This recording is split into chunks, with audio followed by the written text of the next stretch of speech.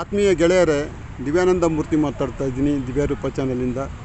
ವಿಧಾನಸೌಧದ ಮುಂದೆ February 3ರಿಂದ February 22ರಿಂದ ಪ್ರಾರಂಭವಾಗಿರ್ತಕ್ಕಂಥ ಪುಸ್ತಕ ಮೇಳ ಇವತ್ತು 3ನೇ ದಿನಕ್ಕೆ ಕಾಲಿಟ್ಟಿದೆ. ತಾವುಗಳೆಲ್ಲ ದಯಮಾಡಿ ಬಂದು ವಿಧಾನಸೌಧದಲ್ಲಿ ಆಯೋಜನೆ ಮಾಡಿರೋ ಈ ಪುಸ್ತಕ ಮೇಳವನ್ನು ನೋಡಿ ಆನಂದಿಸಿ. ಎಲ್ಲ ಸಾರ್ವಜನಿಕರಿಗೂ ಮುಕ್ತ ಅವಕಾಶ ಇದೆ. ನೀವು ವಿಧಾನಸೌಧಕ್ಕೆ ಬಂದಾಗ ನನ್ನ ಪುಸ್ತಕ ಮೇಳೆಗೆ 149ಕ್ಕೆ ಭೇಟಿ ಕೊಡುವುದನ್ನು ಖಂಡಿತ ಮರೆಯದಿರಿ. ಒಳ್ಳೆಯ ವ್ಯಕ್ತಿತ್ವ ವಿಕಸನದ 3 ಕೃತಿಗಳು ತುಂಬ ಹೆಸರು ಮಾಡಿವೆ. ಗಣ್ಯ ವ್ಯಕ್ತಿಗಳು ತುಂಬ ಮೆಚ್ಚಿಕೊಂಡಿದ್ದಾರೆ.